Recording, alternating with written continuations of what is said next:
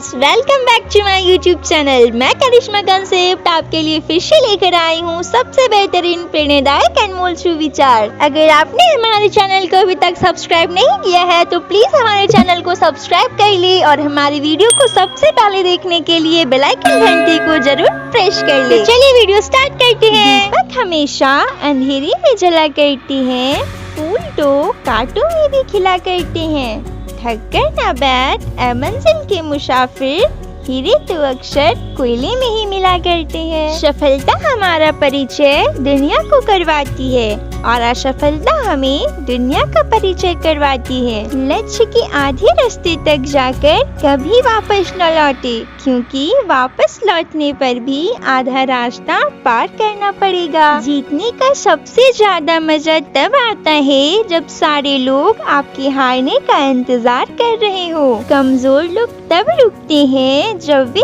थक जाते हैं और विजेता तब रुकते हैं जब वे जीत जाते हैं। जो व्यक्ति अपनी गलतियों के लिए खुद से लड़ता है उसे कोई भी हरा नहीं सकता। खुद की तरक्की में इतना वक्त लगा दो कि दूसरों की बुराई का वक्त ही ना मिले। आत्मविश्वास और कड़ी मेहनत असफलता नामक बीमारी को मारने के लिए सबसे बढ़िया दवाई है।